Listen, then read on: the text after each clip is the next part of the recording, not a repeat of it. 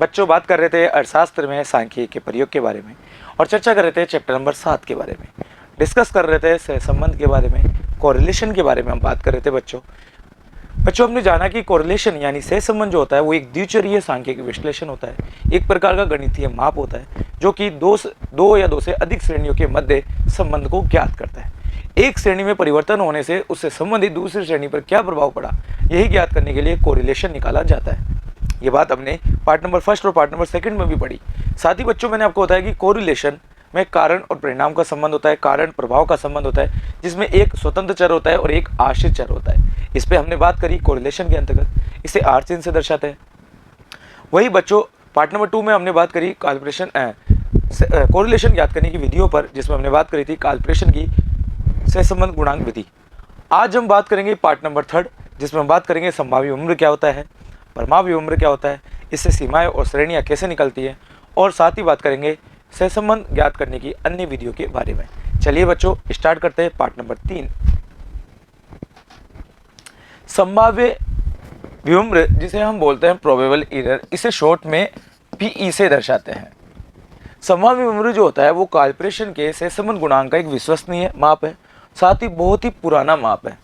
इसको श्रेणी में घटाने और जोड़ने से यानी आर में घटाने और जोड़ने से इससे सीमाओं का निर्धारण किया जा सकता है, साथ ही सहसंबंध की सार्थकता का और निरर्थकता का पता लगाया जा सकता है। चलिए बच्चों कैसे इसकी कैलकुलेशन करते हैं, बात करते हैं। देखिए सहसंबंध को हम आर चिन्ह से दर्शाते हैं और संभाव्य विभम्र को हम प्रोबेबल ई यानी पीई से दर्शाते हैं। जब पीई का मान अगर पीई का 6 गुना कर दिया जाए और आर उससे ज़्यादा है तो सार्थक है, और अगर आर उससे कम है तो निरर्थक है। यानी फॉर्मूला इसका ऐसे होगा, r less than probable error multiply 6, यानी प्रोबेबल एरर का जो 6 गुना होगा अगर उससे कम है आर तो ये निरर्थक है, और अगर आर प्रोबेबल एरर का 6 गुने से ज़्यादा है तो ये सार्थक है। यानी सहसंबंध की सार्थकता तथा निरर्थकता का पता लगाने के लिए हम प्रोबेबल एरर का प्रयोग करते हैं, संभाव्य विभ्र का प्रयोग करते हैं। अब बच्चों बात करते हैं प्रोबेबल एरर कैसे निकालेंगे। तो इसका फॉर्मूला होता है 0.6745 multiply 1 minus r square upon under root n. यानी अगर हमारे पास आर और एन है तो हम इस फॉर्मूले के आधार पर हम निकाल सकते हैं। हम इसकी जगह 2/3 भी यूज कर सकते हैं। तो यहाँ ये बात मैंने आपको बताई कि गणना क्रिया को सरल बनाने के लिए हम 0.6745 की जगह हम 2/3 को भी यूज कर सकते हैं अगर हमें पॉइंट में मल्टीप्लाई करने में प्रॉब्लम हो रही है। चलिए प्रश्न को देखते हैं, एक उदाहरण देखते हैं, उससे समझ में आ जाएगा। यदि सहसंबंध गुणांक 0.8 है, यानी हमारे सामने आर कितना दे रहा है 0.8 दे रहा है, और हमारे सामने एन पदयुगों की संख्या कितना दे रहा है 100 दे रहा है। अब आपको कह रहा है कि आप प्रोबेबल एरर निकालें, आपको कह रहा है कि आप लिमिटेशंस निकालें, यानी हमारे सामने L1 और L2 क्या करे इसको फाइंड आउट करें। तो आइए आपके सामने इसकी गणना करके देखते हैं। बच्चों इधर देखना, ध्यान से देखना। तो आर हमारे पास कितना हो गया 0.8 और एन कितना हो गया 100। अब हमें सबसे पहले क्या चाहिए, प्रोबेबल एरर चाहिए, बाकी काम तो बाद में होगा। प्रोबेबल एरर का फॉर्मूला क्या होता है 0.6745, या हम 2/3 भी लिख सकते हैं, multiply 1 minus r square upon under root n. तो यहाँ लिखेंगे 0.6745 माइनस आर कितना हमारे पास 8 है 0.8 है, एन हमारे पास 100 है, ठीक है। तो 0.8 का स्क्वायर करेंगे तो कितना आएगा 0.64, और जब इसको 1 में से 0.64 को उठाएंगे तो कितना आएगा 0.36। बिल्कुल कैलकुलेशन आसान है। और 100 का अंडर लेंगे तो कितना आएगा 10। अब 0.6745 को मल्टीप्लाई करेंगे 0.36 है, और उसमें जब 10 का भाग देंगे तो हमारा मान आएगा प्रोबेबल एरर का 0.024। ये हमें चाहिए था। अब इसके आधार पर हम लिमिटेशंस निकाल सकते हैं, इसके आधार पर हम सहसंबंध की सार्थकता और निरर्थकता का परीक्षण कर सकते हैं। चलिए अगली स्लाइड में देखते हैं कैसे करते हैं। तो देखिए हमारे पास अब हमें क्या चाहिए, हमें लिमिटेशन चाहिए, हमें L1 और L2 चाहिए। इसको ज्ञात करने का तरीका होता है R plus minus probable error. अगर हम R में प्रोबेबल एरर को जोड़ देते हैं तो बच्चों इससे हमें प्राप्त होगा L2, और अगर R में प्रोबेबल एरर को हम घटा देते हैं तो इससे प्राप्त होगा L1। इधर देखिए हमने यही किया, हमने 0.8 में या 0.8 बोल दो या 0.80 में अगर 0.024 को ऐड कर देते हैं तो हमारा कितना आ रहा है 0.824 हमारा L2 हो गया। और वही अगर R हमारा कितना है वही 0.80 या 0.80 बोल दीजिए, इसमें से प्रोबेबल एरर को अगर हम घटाते हैं तो यहाँ पर ये 0.776 आ रहा है, ये हमारा L1 हो गया। तो इस तरह से सहसंबंध गुणांक की अधिकतम सीमा और न्यूनतम सीमा का हमें पता चल गया। तो ऐसे प्रश्न आपसे एग्जाम में पूछे जा सकते हैं संक्षिप्त प्रश्नों में कि L1 L2 निकालिए, प्रोबेबल एरर को ज्ञात कीजिए, संभाव्य विवरण की सहसंबंध की सार्थकता ज्ञात कीजिए। इस तरह के प्रश्न एग्जाम में आपसे पूछ सकता है। अगला प्रश्न देखिए बच्चों, यदि सहसंबंध गुणांक का मान 0.7 हो, R हमारे पास 0.7 है और कुल पदों की संख्या हमारे पास 16 है, यानी n हमारे पास 16 है। अब कह रहा है कि सहसंबंध गुणांक की सार्थकता ज्ञात करो। पिछले प्रश्न में, पिछले उदाहरण में हमने देखा कि सीमाएं कैसे निकालते हैं। अगर अब हमें कहते हैं कि सीमाएं नहीं पूछा है, अब कह रहा है कि इसकी सार्थकता का परीक्षण कीजिए, तो कैसे करेंगे? तो देखिए इधर हम लिखेंगे हमारे पास R कितना हो गया 0.7 और n कितना हो गया 16 हो गया। अब हमें सबसे पहले क्या चाहिए? Probable error. प्रोबेबल एरर कैसे निकलेगा बच्चों? तो वही फॉर्मूला होगा 0.6745 multiply 1 minus r square upon under n. हमारे पास r कितना हो गया 0.7, तो 0.7 का स्क्वायर होगा 0.49। 0.49 को अगर 1 में से मल्टीप्लाई माइनस करेंगे तो 0.51 आ जाएगा, और यहाँ पे 16 अगर अंडर रूट लेंगे तो 4 आ जाएगा। इस कैलकुलेशन को सोल्व करेंगे तो हमारे पास प्रोबेबल एरर आएगा 0.086। अब अगर इसको अगर हम 6 गुना करते हैं और अगर इसको फिर r से चेक करते हैं तो हम पता लगा सकते हैं कि ये सार्थक है या नहीं है। अगर 6 गुना करने के बाद भी अगर हमारा r ज़्यादा है तो इसका मतलब है सहसंबंध सार्थक है, और अगर कम आ रहा है तो निरर्थक है। तो इसको अगर हम गुना करते हैं, मल्टीप्लाई करते हैं, तो ये r से कम आ रहा है, इसका मतलब हमारा सहसंबंध क्या है? सार्थक है। तो इस तरह के प्रश्न आएंगे एग्जाम में, आपको बड़े ध्यान से सुनना है, समझना है और इसको सोल्व करना है। तो बच्चों बड़े ध्यान से देखिएगा, वीडियो के अंत तक बने रहना, क्योंकि इस तरह के प्रश्न एग्जाम में आपसे पूछे जाएंगे। चलिए इसी क्रम में अब हम आगे बात करते हैं प्रमाव विभम्र। तो संभाव्य विभम्र हमें समझ में आ गया। अब प्रमाव विभम्र जो है वो संभाव्य विभम्र के दोषों को दूर करता है, क्योंकि इसमें अधिक मान, क्योंकि वो संभावना ही दर्शाता है, वो 100% सही नहीं है, ये सार्थक मान है, इसलिए इसको प्रमाव विभम्र कहते हैं, स्टैंडर्ड एरर कहते हैं, इसको SE से दर्शाते हैं। वर्तमान समय में सांख्यिकी में संभावित विभम्र की अपेक्षा प्रमाव विभम्र का ज़्यादा प्रयोग किया जाने लगा, और ये श्रेष्ठ भी है, क्योंकि देवन्यादर्श विधि के आधार पर अगर हम प्राप्त किसी भी सांख्यिकी माप का प्रमाव विभम्र उनके निर्देशन के वितरण के आधार पर करें तो ये बेस्ट होता है, इसलिए प्रमाव विभम्र का प्रयोग करेंगे। फॉर्मूले में इसमें ज़्यादा कुछ चेंज नहीं है, इसमें सीधा हम 1 minus r square upon under root n को यूज करेंगे। इसमें 2/3 करने की जरूरत नहीं है, क्योंकि वो संभावना दर्शाता है, ये निश्चित माप के रूप में आता है, इसलिए इसका प्रयोग ज़्यादा किया जाता है। चलिए बच्चों एक उदाहरण देखते हैं। वही एक बात और बताना चाहूँगा, इसके आधार पर हम अधिकतम सीमा और निम्न सीमा भी निकाल सकते हैं। इसमें आपको क्या करना है कि अगर हम आर में स्टैंडर्ड एरर जो है उसका अगर तिगुना जोड़ दे तो हमें उच्च सीमा प्राप्त होगी, और अगर उसको घटा दे तो हमें निम्न सीमा प्राप्त होगी। चलिए एक प्रश्न को देखते हैं। पतियों तथा पत्नियों के समग्र में से 625 का न्यायाधीश लेकर उनके बीच भार का सहसंबंध 0.4 है तथा समग्र का सहसंबंध गुणांक की संभाव्य सीमाएं भी ज्ञात कीजिए। तो आइए इधर देखिए, हमारे सामने यहाँ पे n कितना हो गया 625, हमारे सामने r कितना हो गया 0.4। अब हमें क्या निकालना है? स्टैंडर्ड एरर निकालना है, और साथ ही हमें क्या निकालना है? इनकी सीमाएं निकालनी है, क्योंकि सीमाओं के लिए ही तो हमें स्टैंडर्ड एरर निकालना पड़ेगा। तो हमें L1 और L2 ये ज्ञात करनी है, ये हमारे सामने आ गया। चलिए बच्चों प्रश्न को सोल्व करते हैं। तो इधर देखिए, सहसंबंध गुणांक की सीमाएं निकालने का फॉर्मूला क्या होता है? जब R में स्टैंडर्ड एरर का 3 गुना जोड़ दिया जाए तो L2 प्राप्त होगा, और घटा दिया जाए तो L1 प्राप्त होगा, यानी R + -3 standard error of R। तो सबसे पहले हमें क्या चाहिए? स्टैंडर्ड एरर ऑफ R चाहिए, यानी प्रमाव विभम्र चाहिए। 1 minus r square upon under n हमारे यहाँ फॉर्मूला हो गया। R का मान हमारे पास कितना है 0.4 है, n हमारे पास कितना है 625 है, तो 0.4 का स्क्वायर करेंगे तो कितना आएगा 0.16 आएगा, और 0.16 को 1 में लेस करेंगे तो 0.84 आएगा। कितना आएगा? 0.84 आएगा।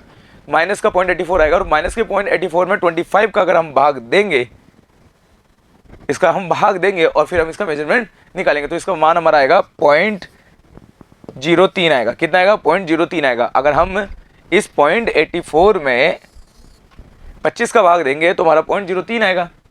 तो आइए इसको सोल्व करते हैं। अब हमें क्या करना है? इसका 3 गुना करके अगर इसमें जोड़ देंगे तो ये हमारा L2 आ गया, और अगर इसमें से इसको घटा देंगे तो ये हमारा L1 आ गया। इस तरह से हम सहसंबंध के अंतर्गत संभाव्य विभम्र का प्रमाव विभम्र का प्रयोग करके L1 और L2 निकाल सकते हैं। तो बिल्कुल आसान है। तो इधर देखिएगा बच्चों, एक हमने पढ़ा प्रोबेबल एरर और एक हमने पढ़ा स्टैंडर्ड एरर। सांख्यिकी में सबसे ज़्यादा प्रयोग इस समय स्टैंडर्ड एरर का किया जा रहा है, क्योंकि ये सार्थक मान है। अब अगर हम बात करें तो प्रोबेबल एरर का जो फॉर्मूला होता है वो ये होता है 0.6745 multiply 1 minus r square upon under n. और अगर हम स्टैंडर्ड एरर निकालते हैं तो इसमें इसका यूज नहीं होगा, सीधा इसमें हम आर स्क्वायर निकालेंगे, 1 minus r square upon under n. ठीक है बच्चों, तो चलिए इसी क्रम में आगे चलते हैं। अब हम बात करते हैं स्पेरमैन की कोटि अंतर विधि। देखिए सहसंबंध गुणांक ज्ञात करने में हमने काल्पनिक विधि का प्रयोग किया, लेकिन स्पेरमैन ने भी कोटि अंतर विधि का प्रयोग किया। देखिए सांख्यिकी में अगर हम बात करें तो कुछ मान तो ऐसे होते हैं जिनको मापा जा सकता है, लेकिन कुछ ऐसे मान होते हैं, गुणात्मक मान होते हैं, जिन्हें मापा नहीं जा सकता है, उन्हें क्रम दिया जा सकता है। तो ऐसी विधि में उनका सहसंबंध कैसे निकाले? इसलिए चार्ल्स स्पेरमैन ने गुणात्मक तथ्यों का अध्ययन करने के लिए भी इस विधि का प्रयोग किया है। इसे बोलते हैं कोटि अंतर विधि या क्रमांतर विधि, यानी हम यह श्रेणी में मूल्यों को क्रम देकर, कोटि क्रम देकर, रैंक प्रदान करके उनका डिफरेंस निकालकर सहसंबंध गुणांक ज्ञात कर सकते हैं। चार्ल्स स्पेरमैन ने व्यक्तिगत समंग मालाओं के सहसंबंध ज्ञात करने के लिए एक सरल विधि का प्रतिपादन किया है। यह विधि परिस्थितियों के लिए उपयुक्त है, क्योंकि जब तथ्य संख्यात्मक मान होते हैं तो उन्हें मापा प्रत्येक संख्यात्मक रूप में मापा जा, कुछ ऐसे तथ्य होते हैं जिन्हें हम संख्यात्मक रूप में नहीं माप सकते, जैसे ईमानदारी है, बुद्धिमानी है, स्वास्थ्य है, मित्रता है, इनको हम माप नहीं सकते, इनको क्रम दे सकते हैं। देखिए, दो तरह के माप होते हैं, संख्यात्मक माप और गुणात्मक माप। संख्यात्मक माप को मापा जा सकता है, लेकिन गुणात्मक तथ्यों को, गुणात्मक माप को नहीं मापा जा सकता है। जैसे मैंने आपको एग्जाम्पल दिया, ईमानदारी को, बुद्धिमानी को, मित्रता को, स्वास्थ्य को, क्या इन्हें रैंक दिया जा सकता है? क्या सुंदरता को रैंक दिया जा सकता है? सॉरी, सुंदरता को मापा जा सकता है? क्या ईमानदारी को मापा जा सकता है? क्या स्वास्थ्य को मापा जा सकता है? क्या मित्रता को मापा जा सकता है? नहीं मापा जा सकता है। ये गुणात्मक तथ्य हैं, इन्हें हम क्रम दे सकते हैं। जैसे सुंदरता के आधार पर हम पहला, दूसरा, तीसरा बांट सकते हैं, हम ईमानदारी के आधार पर क्रम दे सकते हैं। इसीलिए ऐसे तथ्यों का सहसंबंध ज्ञात करने के लिए चार्ल्स स्पेरमैन ने कोटि अंतर विधि का प्रयोग किया है। एग्जाम के दृष्टिकोण से काफी महत्वपूर्ण है बच्चों, बड़े ध्यान से सुनिएगा। तो कुछ गुणात्मक तथ्य होते हैं जिन्हें मापा नहीं जा सकता है, उन्हें केवल क्रम ही दिया जा सकता है। जैसे सबसे सुंदर को हम पहला क्रम दे देंगे, उससे कम सुंदर को दूसरा क्रम दे देंगे, फिर उससे कम सुंदर को तीसरा क्रम दे देंगे, ऐसे हम क्रम दे सकते हैं आगे तक। इन्हीं क्रमों के आधार पर हम क्रमांतर विधि या कोटि अंतर विधि का प्रयोग करते हुए सहसंबंध गुणांक ज्ञात कर सकते हैं। तो आइए सहसंबंध गुणांक कैसे ज्ञात करते हैं, क्रम कैसे देते हैं, उनका विश्लेषण कैसे करते हैं, इस विधि को बात करते हैं। सबसे पहले तो इसमें काम क्या करना है? क्रम प्रदान करना है। इसमें क्रम प्रदान करना, क्रम आप आरोही क्रम में भी दे सकते हैं, अवरोही क्रम में प्रदान कर सकते हैं। आप छोटे मूल्य को 1 दे सकते हैं, उससे बड़े मूल्य को 2 दे सकते हैं, उससे बड़े मूल्य को 3 दे सकते हैं, या फिर आप अवरोही के आधार पर चले तो सबसे बड़े को 1, सबसे छोटे को 2, सबसे छोटे को 3, ऐसे भी दे सकते हैं। आप जिस क्रम में यूज करें उसी क्रम में आपको गणना करनी होगी। यानी कोटि अंतर विधि में सबसे पहले क्या करना है? क्रम प्रदान करना है। फिर उसके बाद दूसरा काम, अब यह क्रम प्रदान करते समय एक समस्या आएगी। जैसे मान लीजिए श्रेणी में 50 है, मैंने इसको क्रम नंबर 1 दे दिया। श्रेणी में 49 है, इसको मैंने क्रम नंबर 2 दे दिया। श्रेणी में 46 है, इसको मैंने क्रम नंबर 3 दे दिया। श्रेणी में 42 है, इसको मैंने क्रम नंबर 4 दे दिया। यानी सबसे बड़े मूल्य को मैं 1 दे रहा हूँ, फिर उससे छोटे को 2 दे रहा हूँ, फिर उससे छोटे 3 दे रहा हूँ। अब मान लीजिए श्रेणी में 40 है, तो मैं इसको क्रम नंबर 5 दूंगा। अब मान लो श्रेणी में फिर 40 आ गया, तो कौन सा दूंगा? तो जब समान मूल्य आ जाते हैं तो उनको औसत क्रम दिया जाता है। तो यहाँ मैं 5वें छठे का इनको औसत क्रम दूंगा, क्योंकि यहाँ 40-40 दोनों समान संख्या है। तो जब श्रेणी में समान मूल्य आ जाते हैं तो उन्हें औसत क्रम प्रदान किया जाता है। तो ऐसी दशा में यहाँ 5 और 6 इस क्रम का मैं डिवाइड, कितने मूल्य आ रहे हैं? 2 मूल्य आ रहे हैं, तो यहाँ पे मैं 11/2 कर दूंगा, यानी 0.5 इन दोनों को औसत क्रम प्रदान करूंगा। इस तरह के औसत क्रम प्रदान करना। तो यह एक उदाहरण है कि एक श्रेणी का सबसे बड़े आकार का मूल्य 50 है, तो इसको मैं क्रम नंबर 1 दूंगा। उसके बाद 40 उस श्रेणी में 3 बार लगातार आ रहा है, तो 40 को फिर मैं 2, 3, 4 ऐसा तो दे नहीं सकता, तो उसको क्रम कैसे दूंगा? समान मूल्य रह गया, क्योंकि छोटे को, फिर उससे छोटे को, फिर उससे छोटे को, फिर उससे छोटे को हम क्रम प्रदान करते हैं, क्योंकि बड़े को पहला नंबर, दूसरे को छोटा नंबर, तीसरे को और छोटा नंबर, इस तरह से देंगे छोटे मूल्य के आधार पर। लेकिन अगर समान है तो क्या देंगे? तो औसत क्रम देंगे। तो यहाँ 40, 30 3 बार आ रहा है दूसरे और तीसरे चौथे क्रम पे, तो यहाँ पे फिर उनको औसत क्रम दिया जाएगा। तो क्रम कौन सा है? दूसरा, तीसरा, चौथा। तो इसका औसत क्रम निकालेंगे तो 3 संख्या, 3 क्रम है तो 3 का भाग देंगे। तो 2, 3, 5, 5, 4, 9, 9 को मैं 3 का भाग देंगे तो कितना आएगा? 3। हम इन तीनों को 3 दे देंगे। तो यहाँ पे 50 एक क्रम, 40 को 3, फिर 40 को 3, फिर 40 को 3, उसके बाद जो अगला होगा फिर उसको हम चौथा क्रम देंगे। इस आधार पर कोटि अंतर निकाला जाता है और कैलकुलेशन की, सॉरी, उसको हम 5वां क्रम देंगे। इस आधार पर इसकी गणना की जाती है। जैसे मैं इसको एक बार फिर समझा देता हूं, आपको और अच्छे से क्लियर हो जाएगा। इस उदाहरण को समझाता हूं बच्चों। देखो, जैसे ये x है, अब मुझे इसको रैंक देनी है, राइट। यहाँ पे 50 दे रखा है, यहाँ 50 दे रखा है, यहाँ 50 दे रखा है, यहाँ 50 दे रखा है और यहाँ 38 दे रखा है, ठीक है। अब हम क्या करते हैं? सबसे बड़े मूल्य को पहली रैंक देंगे, दे दिए। अब यहाँ पे ये इसके बाद छोटा है और फिर ये तीनों समान आ गए। अब मैं इसको 2, इसको 3, इसको 4 नहीं दे सकता, क्योंकि तीनों समान है, तो इसको मैं औसत क्रम दूंगा। तो यह 40 श्रेणी में कितनी बार आ रहा है? 3 बार आ रहा है, ठीक है। और तीनों समान बार आ रहा है। कौन से क्रम पे? दूसरे पर, तीसरे पर और चौथे पे। जिस क्रम पे आ रहा है उस क्रम को हम औसत बना देंगे। 3 बार आ रहा है, दूसरे, तीसरे, चौथे बार तो 3 को भाग देंगे, तो कितना हो गया? 9, 9 में 3 का भाग दिया, कितना है? 3। तो मैं तीनों को औसत 40 की तीनों क्रमों को औसत क्रम दे दूंगा। अब इसके बाद 38 को मैं कौन सा दूंगा? तो पहला, दूसरा, तीसरा, चौथा हो गया, तो इसको मैं 5वां दूंगा। इस तरह से गणना करते हैं, पहला, दूसरा, तीसरा, चौथा, ये हमारा 5वां हो गया। ठीक है बच्चों, समझ में आ गया? इस तरह से हम क्रम प्रदान करेंगे। क्रम प्रदान करते समय अगर समान मूल्य आ जाते हैं तो उन्हें औसत क्रम प्रदान किया जाता है। तो बड़े ध्यान से समझना है, बहुत अच्छा टॉपिक है। इस तरह के प्रश्न एग्जाम में आपसे पूछे जा सकते हैं। चलिए बच्चों, आगे बढ़ते हैं। अब विचलन ज्ञात करना। देखिए आपने एक्स श्रेणी में क्या दे दिया, इसको रैंक फर्स्ट दे दी। ऐसे अगर वाई श्रेणी है तो इसको आप रैंक सेकंड दोगे। और इन दोनों श्रेणियों को फिर आप क्या करेंगे, डिफरेंस निकालेंगे R1 R2, इसी को बोलते हैं डी, डिविएशन निकालना है यानी विचलन निकालना। अब एक बात ध्यान रखना, जब इसका विचलन निकालो, इस विचलनों का हम योग करेंगे तो हमेशा शून्य आएगा, इसलिए गणना किससे होगी, इसलिए हम इन विचलनों को पहले क्या करेंगे, स्क्वायर करेंगे और फिर उसके बाद हम उसका योग करेंगे सिग्मा डी स्क्वायर और फिर इसका यूज करेंगे और अंत में हम फाइनली यूज करेंगे फॉर्मूले का। इसका फॉर्मूला आर आर। देखिए काल्पनिशन ने सहसंबंध गुणांक की जब रचना करी तो उन्होंने सहसंबंध के लिए आर चिन्ह का यूज किया। स्पेयरमैन ने जब सहसंबंध गुणांक की रचना करी तो उन्होंने आर स्मॉल आर और कैपिटल आर का यूज किया, यानी आर आर का, क्योंकि यहाँ पे आर मतलब कोरिलेशन और यहाँ पे आर का मतलब रैंक डिफरेंस, बेस्ड कोरिलेशन।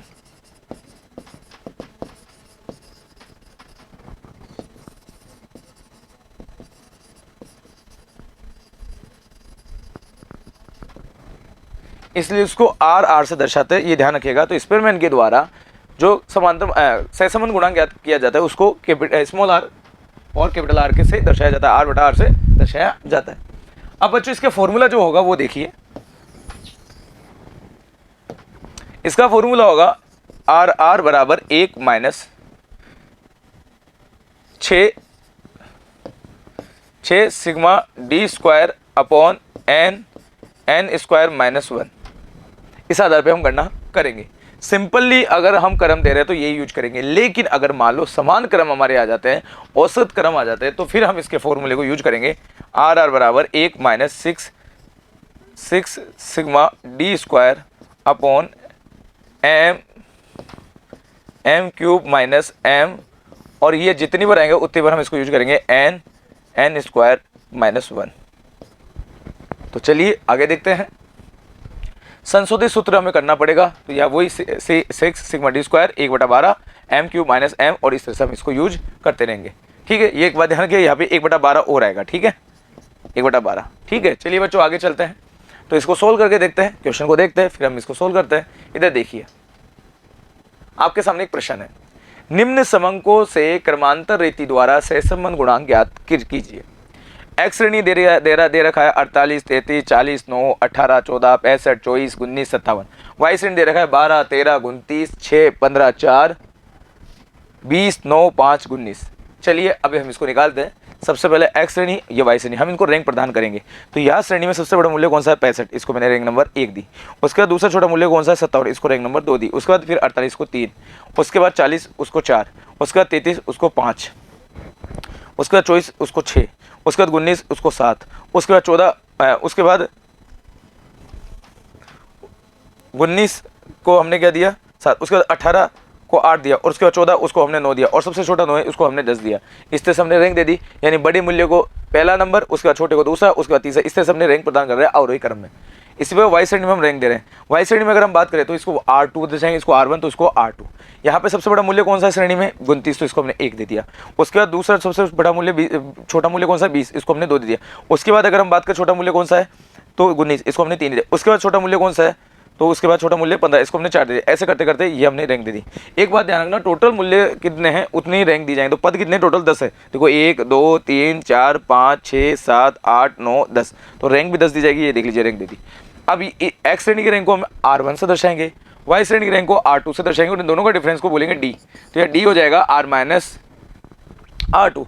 तो इधर देखिए 3 में से 6 गया माइनस का 3, 5 में से 5 गया 0, 4 में से 1 गया 3, 10 में से 8 गया 2, 8 में से 4 गया 4, 9 में से 10 गया माइनस का 1। इस तरह से हम इसको निकालेंगे। अब बच्चों एक बात ध्यान रखना, हमेशा D का योग 0 आएगा। आप यहाँ देख लीजिए 0 आ रहा है, जैसे 1 2 3 3 और 1 4, 1 5 और 1 6, और 6 3 9, माइनस के प्लस के, देखो 3 2 5 5 4 9 प्लस के, तो माइनस के 9 प्लस के 9 को अगर हम टोटल करेंगे तो 0 आएगा। तो एक बात है ना, हमेशा सिग्मा डी का योग कितना आता है, 0 आता है। अब इसकी गणना करने के लिए हम इसका स्क्वायर कर देंगे ताकि सभी चीज़ ऑटोमेटिक ऋणात्मक चिन्ह भी धनात्मक हो जाएंगे। तो 3 3 9, 0 का 0, 3 3 9, 2 2 4, 4 2 16, 1 1 1 1 1 1 2 2 4 और 1 1, और इसका टोटल कर लो वही आएगा 46। चलिए अब गणना करते हैं। गणना करेंगे, क्या करेंगे, आर आर बराबर 1 minus 6 sigma d square upon n brackets n का स्क्वायर माइनस 1 ब्रैकेट बंद। ठीक है, ये एक हमारे फॉर्मूले का है, 6 हमारे फॉर्मूले का है, सिग्मा टी स्क्वायर 46 है, 46 को 6 से मल्टीप्लाई करेंगे तो कितना आएगा 276 आएगा। ठीक है, एन हमारे पास 10 है और 10 का स्क्वायर माइनस 1, तो 10 का 10 को स्क्वायर करेंगे तो 100 आएगा, 100 में से गया 99 और 99 10 से गुना करेंगे तो कितना आएगा 990। अब 236 में 990 का भाग देंगे तो हमारा आएगा 0.28 और 0.28 को 1 में से घटाएंगे तो 0.72 आएगा, ये कहलाएगा आर आर। तो इस तरह से हम सहसंबंध गुणांक निकाल सकते हैं, बिल्कुल आसान तरीका है। अब हम देखते हैं अगर मान लो प्रश्न में समान क्रम आ जाते हैं तो ऐसी दशा में सहसंबंध गुणांक कैसे निकाला जाता है। तो बच्चों आगे चलते हैं। अब निम्न समंकों से क्रमांतर रीति द्वारा सहसंबंध गुणांक ज्ञात कीजिए। इसको हम एक बार देखते हैं।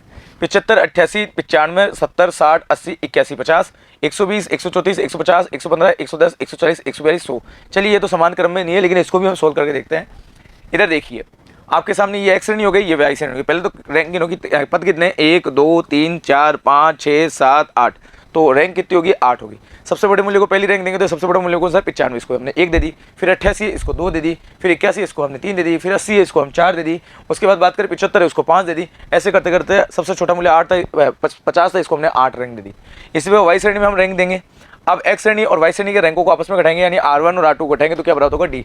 डी को हम प्राप्त करेंगे तो डी का योग हमेशा 0 आएगा। जैसे माइनस के 2 और प्लस के 2 कितना हो गया 0 हो गया ना। अब इसको हम धनात्मक करेंगे तो धनात्मक करने के बाद इसका स्क्वायर करेंगे और ये योग कर लेंगे 6 आ गया।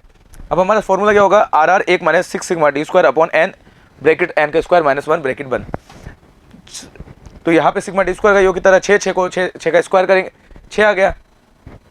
अब 6 को 6 से गुणा करेंगे तो कितना आ जाएगा 36 और एन कितना हमारे पास 8, तो 8 का स्क्वायर किया तो 8 64, 64 में से 1 गया 63 और 63 को 8 से गुणा करेंगे तो 504, 36 में 504 का भाग देंगे और 1 में से घटाएंगे तो हमारा आएगा 0.93। तो यहाँ उच्च धनात्मक से संबंध है। तो बच्चों बिल्कुल आसान है, आप इसको दोबारा देखिएगा, घर पे कोशिश करिएगा। आपको फॉर्मूले में यूज करना है, यानी कुछ भी नहीं करना। आपके पास 2 श्रेणी होगी, एक्स श्रेणी, एक्स श्रेणी की आपके निकालेंगे रैंक निकालेंगे, उसको आप R1 से दर्शा दो या RX से दर्शा दो। ऐसे वाई श्रेणी है, आप इससे रैंक निकालोगे, इसको R2 या RY से दर्शा दो। फिर आप डी निकालेंगे, यानी R में से R2 घटाओगे और उसके बाद इसमें इसका योग 0 आता है, क्योंकि इसमें कुछ धनात्मक चिन्ह आएंगे कुछ ऋणात्मक आएंगे, इसलिए इन सबको धनात्मक करने के लिए हम डी स्क्वायर करेंगे। बस इस तरह से आपको गणना करनी है, बिल्कुल आसान है। ठीक है बच्चों, चलिए अब आगे बात करते हैं। चलिए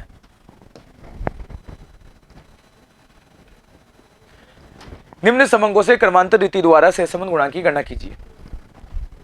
यहां आपके सामने सहसंबंध गुणांक की गणना हम कर रहे हैं। अब हमारे सामने प्रश्न दिया हुआ है, इधर देखिए।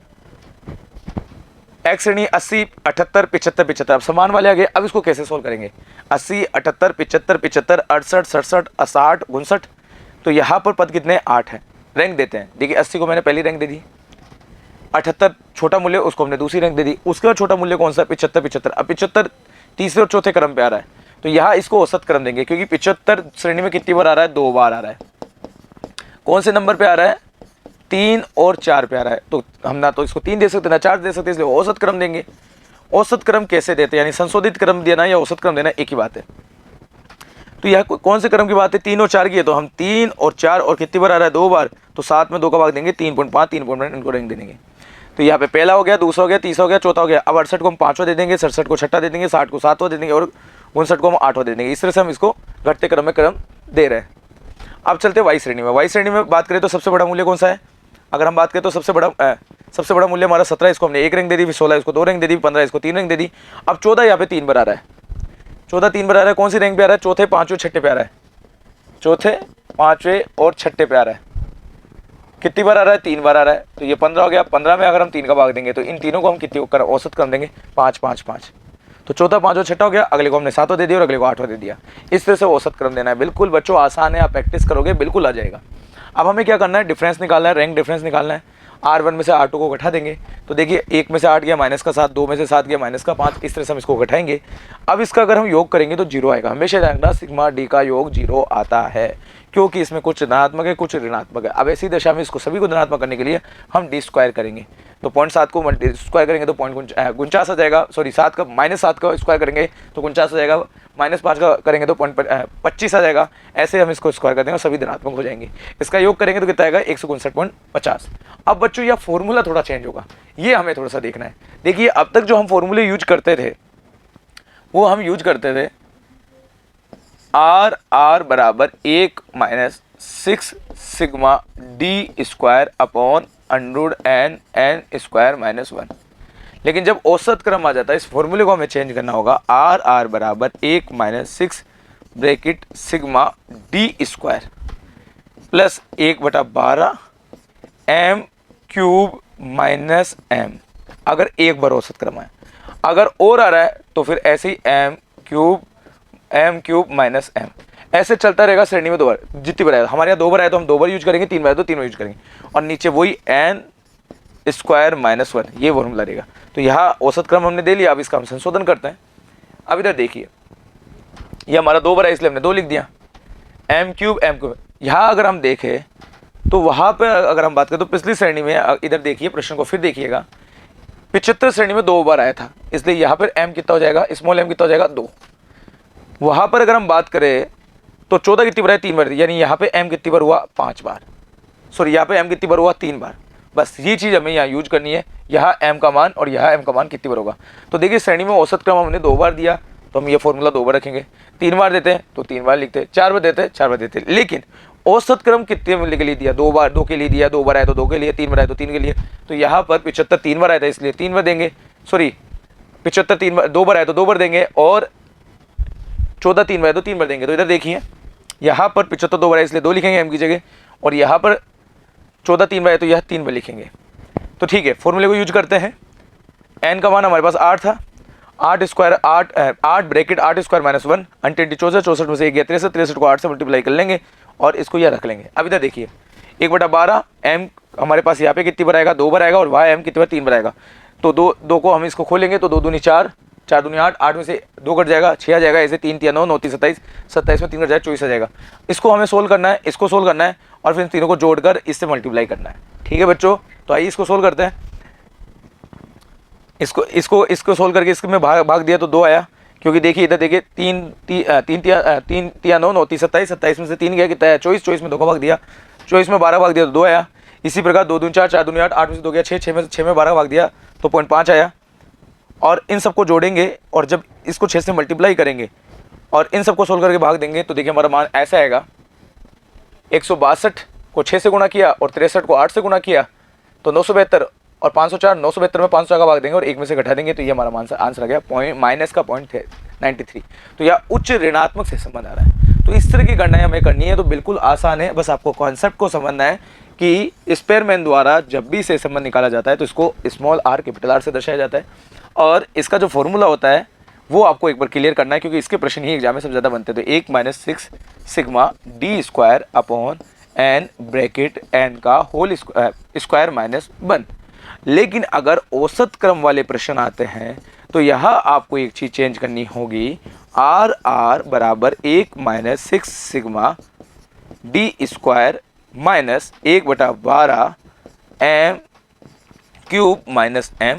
एक बार अगर एक बार औसत क्रम आया, अगर मान लो दूसरी बार औसत क्रम आया तो फिर वो 1/12 एम क्यूब माइनस एम।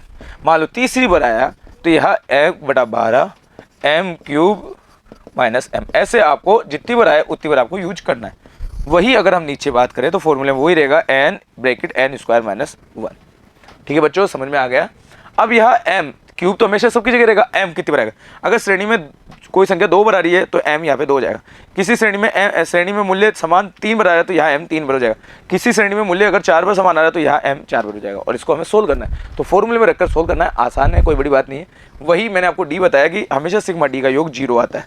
वही एक बात ध्यान रखना, डी कैसे निकलता है, तो रैंक फर्स्ट में से रैंक सेकंड को घटाने से। ठीक है, तो इस तरह से इंपॉर्टेंट है। तो ध्यान रखिए, गुणात्मक तथ्यों को गणना करने के लिए, सहसंबंध गुणांक करने के लिए इस विधि का प्रयोग किया गया था। तो इसी के साथ ये चैप्टर कंप्लीट हुआ। धन्यवाद।